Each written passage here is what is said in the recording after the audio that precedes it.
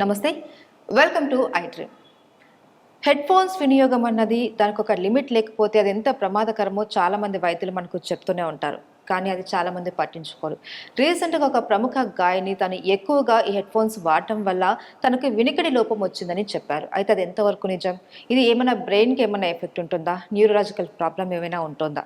దీని గురించి అడిగి తెలుసుకునే ప్రయత్నం చేద్దాం. మనతో పాటు ఉన్నారు ప్రముఖ న్యూరో సర్జన్ డాక్టర్ రంగనాథన్ గారు. వారితో మాట్లాడి. నమస్తే సార్. నమస్తే సార్, మీరు వినే ఉంటారు, ప్రముఖ గాయని ఆవిడ అంటోంది, నేను హెడ్ ఫోన్స్ ఎక్కువగా వాడటం వల్ల నాకు 2 చెవులు వినికిడి లోపం వచ్చింది అని చెప్పేసి అంటున్నారు. హెడ్ ఫోన్స్ వల్ల నిజంగానే అంత వినికిడి లోపం వచ్చేంత ప్రమాదం ఉందా సార్? అంటే హెడ్ ఫోన్ వాడకం వల్ల కూడా వినికిడి లోపం రావడానికి ఆస్కారం ఉంది అని ఉన్నాయి శాస్త్రం ప్రకారం. అయితే ఏమైనా కానీ ఎవరికైనా సెలబ్రిటీకి వస్తేనే ఇలాంటి వ్యాధులు మళ్ళీ తెర మీదకి వస్తాయి. అవును. ఇప్పుడు ఇప్పటికి కూడా ఆయన ఎవర్ గ్రీన్ హీరో లాగే ఉన్నాడు. ఆయన ఒకప్పుడు ఆయన ఒక సినిమాకి షూటింగ్ అవుతున్నప్పుడు దెబ్బ తగలడం, తర్వాత ఆయనకు మైస్థీనియా గ్రావిస్ లాంటి వ్యాధి రావడం జరిగింది చాలా సంవత్సరాల క్రితం. అప్పుడు మైస్థీనియా అంటే మైస్థీన్ ప్రజల అవగాహన వచ్చింది. ఈ మధ్య కాలంలో ఒక సెలబ్రిటీ హీరోయిన్ డర్మటోమైసైటిస్ వ్యాధి వచ్చిందని దాని గురించి కూడా ప్రజల్లో మళ్ళీ అవగాహన వచ్చింది. ఒక ప్రఖ్యాత విలన్ ప్రస్తుతానికి చాలా ఫైల్లో ఉన్నాడు. ADHD, attention deficit hyper activity syndrome అన్నది నాకు చిన్నప్పటి నుంచే ఉంది. అన్నప్పుడు కొన్ని పేర్లు కూడా మనం చెప్పుకోవడం, మనం కూడా దాని మీద వీడియో చేయడం జరిగింది. ఇప్పుడు కూడా ఇలాంటిదే. ఇప్పుడు మీరు చెప్పిన గాయని వారు ఒక ఇచ్చిన సమాచారం ప్రకారం ఒక 72 గంటలు అంటే 3 రోజుల వ్యవధిలోనే ముందు ఒక చెవికి రావడం, వినికిడి తక్కువైపోవడం, పూర్తిగా వినికిడి తక్కువైపోవడం, తర్వాత ఇంకో చెవికి వినికిడి తక్కువైంది అని వారు చెప్పారు. దీనిని సెన్సరీ న్యూరల్ డెఫ్నెస్గా అభివర్ణించారు. సెన్సరీ న్యూరల్ డెఫ్నెస్ అంటే ఈ చెవు లోపల ఉండే నరం 8వ నంబర్ నరం వెస్టిబులర్ కాక్లియర్ నర్వ్ అని ఉంటుంది. ఆ నరం ఏంటి, భగవంతుడు ఒక పనితనం ప్రతి నరానికి ఇచ్చాడు. మళ్ళీ మన అందరిని అమరు వేసుకోవడానికి బ్రెయిన్ లోపల 12 జత నరాలు ఉంటాయి. కుడి పక్కన 12, ఎడం పక్కన 12. ఈ వెస్టిబులర్ కాక్లియర్ నర్వ్ అంటే 8వ నంబర్ నరం. ఇప్పుడు మనం మాట్లాడుతున్న ఈ సెన్సరీ న్యూరల్ డెఫ్నెస్ అన్నది 8వ నరానికి సంబంధించి. దానికి పనితనం ఇచ్చాడు ఆయన దేవుడు. అంటే ఏమిటి, సౌండ్, తర్వాత బ్యాలెన్స్, ఇవన్నిటినీ చెవు ఏదైతే 3 భాగాలు ఉంటాయి, అవుటర్ ఇయర్, మధ్య చెవి, లోపల చెవి, ఇన్నర్ ఇయర్, అక్కడ నుంచి మెదడుకు చేరవేసేటువంటి ప్రక్రియ ఈ నరానికి ఇచ్చాడు ఆయన. ఇప్పుడు అందులోనే తేడా వచ్చింది అనుకోండి, ఎంత ఇబ్బంది. సో వారు చెప్పింది ఏంటంటే నా 2 చెవులు వినికిడి లేదు అని. దానికి మనం కొంత లోపలికి దాని తాలూకా సమాచారం చూస్తే ఏం చెప్తుందంటే శాస్త్రం, వినికిడి అన్నది ఒక చెవు తగ్గి 2 చెవులకు రావడం చాలా అరుదు. అసలు చాలా ఎక్కువ మంది ఒక చెవులోనే ఉంటుంది. వారికైతే 2 చెవుల్లో వచ్చింది. వచ్చిన కారణం కూడా 72 గంటల్లోనే వచ్చేసింది. అలాంటప్పుడు ఫోన్ల వల్ల ఇంకేదన్నా ప్రాబ్లమా అన్నది మనం వారికి తీసుకున్నటువంటి పరీక్షలు కానీ దాని వివరాలు మన దగ్గర అయితే లేవు. శాస్త్రం ప్రకారం ఏం చెప్తుందంటే దానికి కొన్ని కారణాలు ఉన్నాయి. పుట్టినప్పటి నుంచి ఏదో జెనెటిక్గా ఏదైనా ఇబ్బంది రావచ్చు, జన్యుపరంగా ఏదైనా ఇన్ఫెక్షన్, వైరల్ ఇన్ఫెక్షన్ చాలా కామన్. ఏమిటంటే వైరల్ ఇన్ఫెక్షన్. అసలు వీరికి వచ్చింది కూడా ఏదైనా వైరల్ ఇన్ఫెక్షన్ వల్ల వచ్చిందా అన్నది ఇక్కడ సైంటిఫిక్ డాక్టర్ల వారిలో ఒక ఆలోచన వచ్చింది. ఎవరికైనా దెబ్బ తగిలింది అనుకోండి, ప్రమాదం గాయం, అప్పుడు చెవు దెబ్బ తగిలింది అనుకోండి, అప్పుడు వల్ల కూడా వినికిడిలో తేడా రావచ్చు. ఏదన్నా క్యాన్సర్లో లాంటి ప్రమాదం, లేకపోతే బ్రెయిన్ ట్యూమర్స్, కొన్ని రకాల మందులు వాడడం, మందులు వాడడం వల్ల కూడా వినికిడి తగ్గే అవకాశం. తర్వాత ఆఖరిగా ఏంటంటే వయసును బట్టి, భారతదేశంలో ఏదైతే ఉందో ఒక 60-65 సంవత్సరాల పైబడిన తాలూకా జనం వయసు 70 వరకు 75 వరకు ఉన్న వయసు ఏంటంటే దగ్గర చాలా ఎక్కువ మంది అవుతున్నారు. ఒక 1/3 అంటే 65-70 పైబడిన వాళ్ళులో ఈ వినికిడి లోపం అన్నది ఒక 3లో ఒకరికి ఉందట. అంటే ఇన్ని ఫ్యాక్టర్స్ ఉన్నాయి, ఇన్ని లక్షణాలు. ఈ వయసు రీత్యా వచ్చేదైతే మనం ఎప్పటి నుంచో వింటూ ఉన్నాం, పెద్దవాళ్ళు కూడా అనేవాళ్ళు. అక్కడ తేడా ఉంది. వయసు ద్వారా వచ్చి జనరల్ గా ఏమిటంటే 2వ రకం ఉంది. ఈ హీరింగ్ డెఫిసిట్ లో 2 రకాలు, conductive deafness, sensory neural deafness. అది ఏదన్నా ఇక్కడ ఈ చెవులు మధ్య చెవిలో కానీ ఏదన్నా చీము చేరి లేకపోతే ఇక్కడ ఉండే మాస్టాయిడ్ అని దాని లోపల ఏదన్నా వచ్చినా కండక్షన్ అంటే ధ్వని తరంగాలే లోపల వరకు వెళ్ళటం లేదు. ఇక్కడ ధ్వని తరంగాలు లోపల వరకు వెళ్తున్నాయి, మెదడు వరకు రీచ్ అవటం లేదు. అలాగా ఈ నెరవులో తేడా రావడం అనేది పెద్ద వయసు వచ్చిన వాళ్ళు ఈ 2 రకాల వల్ల కూడా రావచ్చు అని చెప్తున్నారు.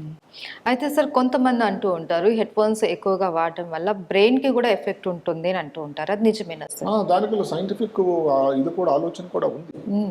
అది హెడ్ ఫోన్స్ ఈ కాలంలో ఏమిటంటే అసలు చిన్నపిల్లలు యువతలో ఏమిటంటే ఎప్పుడు కూడా హెడ్ ఫోన్స్ తోనే పడుకోవడం నిద్రించడం కూడా దాంతోనే. అవును. ఆ తర్వాత ఇంకెవరైనా ఆ పబ్బులు అలాంటివి సందర్శించే అదృష్టం నాకు ఎప్పుడు కలగలేదు, కానీ అక్కడికి వెళ్ళి వాళ్ళు చెప్పడం ఏంటంటే విపరీతం రణగొణధ్వని. అక్కడ డెసిబుల్స్ అంటే సౌండ్ తాలూకా దృష్టిని దాన్ని ఎంత ఉంది చెప్పేటువంటి ఒక గమనిక. డెసిబుల్ లౌడ్నెస్ ఆఫ్ సౌండ్ అంటే సౌండ్ తాలూకా ఎంత ఎక్కువగా ఉంది అని చెప్పేదాన్ని డెసిబుల్స్ అంటాం. చిన్న మాట, నార్మల్గా మన వినికిడి ఏంటంటే 60 నుంచి 65 డెసిబుల్స్. గట్టిగా మాట్లాడుతూ ఉంటే డెసిబుల్ చాలా ఎక్కువ డెసిబుల్ పెరిగింది అంటాం. ఇప్పుడు అలాంటిది 65 లోపల డెసిబుల్ అనుకోండి, కొంచెం తక్కువ వినపడుతుంది, కొంచెం డిస్కంఫర్ట్ ఉంటుంది వినే వాళ్ళకి. ఏంటి వినపడడం లేదు, సౌండ్ పెంచమంటారు. 80 పైన అయిందనుకోండి ప్రమాదం.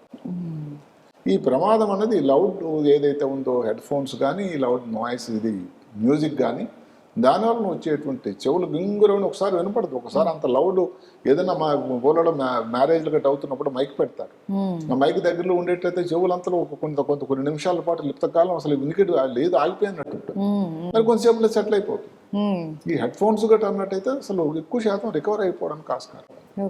ఇదంతా ప్రముఖ గాయని వారు చెప్పింది ఎప్పటి నుంచో కొన్ని రోజులు జరిగింది కాబట్టి ఇంతవరకు రికవరీ లేదు, ఉంది అని మనకు సమాచారం అందలేదు కాబట్టి మన ఈ విశ్లేషణ అంతా ఆలోచించాల్సిన అవసరం అయితే. దీనికి కొన్ని ఇన్ఫెక్షన్ అనుకోండి, కొన్ని రక్త పరీక్షలు ఇన్ఫెక్షన్ ఉందా లేదా, వైరల్ కోసం ఏదన్నా ఇవి చూడాల్సి ఉంటుంది. బ్రెయిన్ లోపల ఇంకేదన్నా ఫస్ట్ ముఖ్యమైనది ఏంటంటే ఎంఆర్ఐ లాంటి టెస్ట్ చేయాలి. ఎంఆర్ఐ కూడా 2 రకాలు ఉంటుంది, కాంట్రాస్ట్ వితౌట్ కాంట్రాస్ట్. ఎందుకంటే కాంట్రాస్ట్ కానీ లేకపోతే ఏదో బ్రెయిన్లో ట్యూమర్ లాంటివి మిస్ అయిపోవడానికి ఆస్కారం. ఆడియోమెట్రీ అని ఒక టెస్ట్ ఉంది, ఏది చెవులో వెనికిడి కోసం ఉపయోగపడే టెస్ట్, అలాంటి చేయాల్సి ఉంటుంది. ఇంకా కొంచెం సొఫిస్టికేటెడ్ టెస్ట్ ఏది బ్రెయిన్ స్టెమ్ ఆడిటరీ పొటెన్షియల్స్ అని వచ్చింది. ఇలాంటి టెస్టులు చేయొచ్చు. ఏదైతేనేమి ఇది ఒక నిజ నిర్ధారణ చేయాలి, ఎంత తగ్గింది అని. ఎంతవరకు తగ్గింది అని చెప్పడానికి నిజంగా నీకు తక్కువ ఉందా లేదా, లేకపోతే కొంతమంది మెలింగరింగ్ అంటారు, అంటే ఊరికే నాకు తగ్గి వినపడటం లేదు అన్నారు అనుకోండి, అప్పుడు మన దగ్గర ఆధారం ఏంటి? వాళ్ళకి టెస్టులన్నీ చేసి లేదు నార్మల్ గా ఉన్నాయని చేయాలి.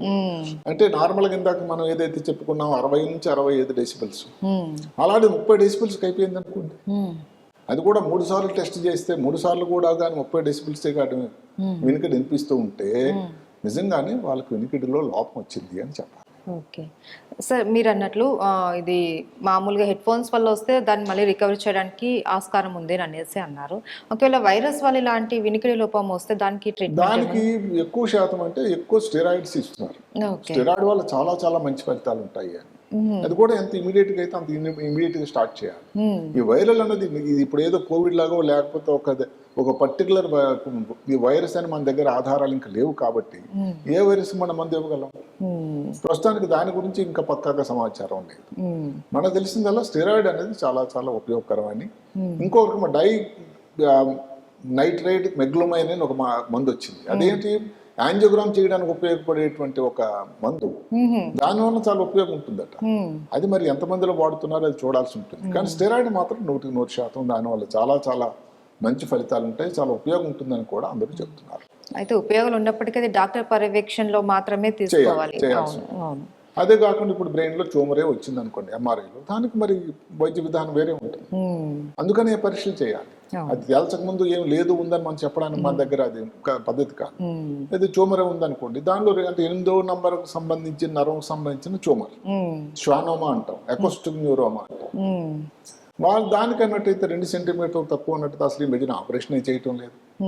దానికి ఒక రకమైన రేడియేషన్ వాటి ద్వారానే జరిగిపోతుంది.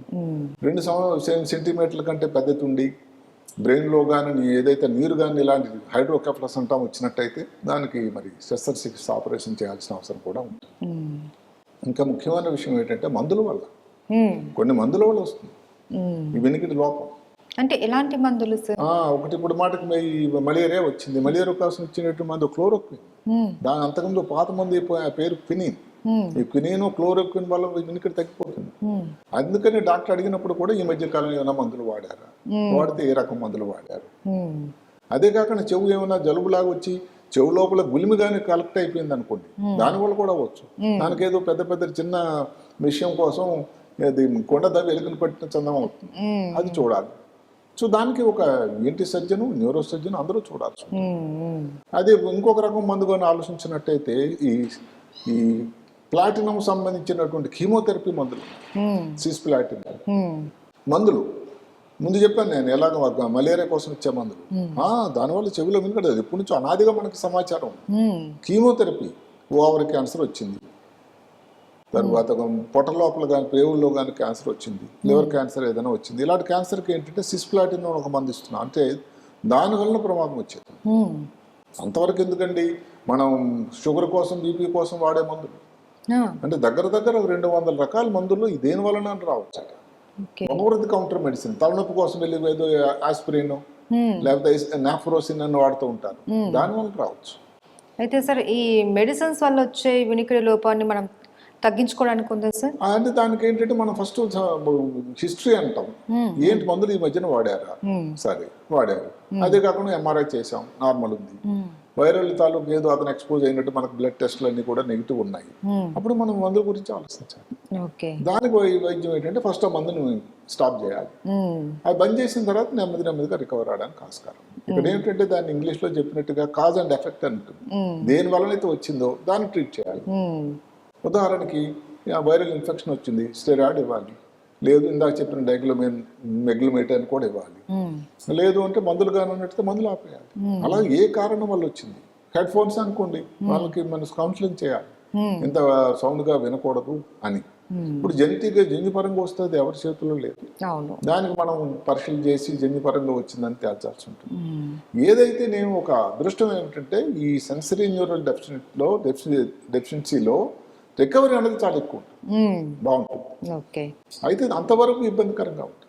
అసలు ప్రపంచం అంతా కూడా శ్రవణానందం అంటారు, చెవుడేకే కానీ వినికిడి లేకపోతే ప్రపంచం అంతా కనబడుతుంది. దాన్ని ఎంజాయ్ చేయడానికి మ్యూజిక్ వినలేరు, ఒక మాటలు వినలేరు, పక్క శ్రీమతి చెప్పిన మాటలు వినలేరు. ఎంత ఇబ్బంది అండి. అందువల్ల ఏంటంటే అది ఇబ్బంది, కానీ ప్రమాదకరం అన్నది అంటే ఈ టెస్టులు కానీ అన్ని కూడా నెగిటివ్ గానీ వచ్చినట్టయితే శాతం తక్కువ. అది ఎక్కువ కారణం అసలు ఏ కారణం వస్తుందో తెలియట్లా. ఎక్కువ మందికి ఇడియోపతిక్ అంట ఇంగ్లీష్లో, అంటే ఏ కారణమో తెలియదు. ఆ తర్వాతే ఈ వైరల్, దెబ్బ తగలడం, లేకపోతే యాక్సిడెంట్, ఇవి కొన్ని ఈఎన్టీ రకం సర్జరీలు కూడా వచ్చాయి. అంటే ఈ చెవు లోపల ఎండోలింఫ్ అని ఒక ద్రవ పదార్థం ఉంటుంది. ఏదైనా కానీ కారణం వల్ల కానీ అది ఆ ద్రవ పదార్థం పెరిగినా కూడా దానికోసం ఏవో చిన్న ఫిస్టులా అని తయారు చేయటం అవన్నీ చేస్తున్నారు. దానివల్ల కూడా కొంత బాగా ఇంప్రూవ్ అవ్వడానికి ఆస్కారం. అదే కాకుండా దానికి ఎందుకు వచ్చింది కారణం వెతికి అంత ద్రవ పదార్థం ఎండోలింఫ్ అనేది ఎందుకు పెరిగిందో దానికి మందులు ఏదన్నా ఇవ్వచ్చు. ఇంకా మందుల్లో ఈ డైయూరిటిక్స్, మూత్రం ఎక్కువ అవడానికి, ఇప్పుడు గుండెకి ఏదో హార్ట్ ఫెయిల్యూర్ అయింది, లేకపోతే బ్రెయిన్ లో వాటర్ చేరింది, అలాంటి టైంలో మేము ఈ డైయూరిటిక్స్ అని ఇస్తాం. అంటే చాలా మూత్రం పోతుంది దానివల్ల కూడా కొంచెం వినికిల్లో తేడా రావచ్చు. అందువల్ల ఫస్ట్ థింగ్స్ ఫస్ట్ అని ఉన్నాయి. మనం ఏదో పెద్ద డయాగ్నోసిస్కి వెళ్ళకుండా ఏ కారణం అన్న చూసి దాన్ని అలాగ వైద్యం చేయాల్సి ఉంటుంది. డెఫినేషన్ డయాగ్నోసిస్ అని ఉంటుంది.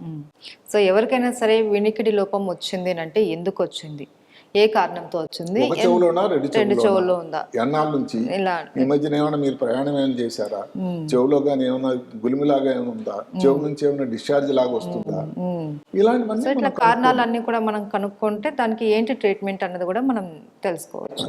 Okay, thank you so much sir. నమస్కారం.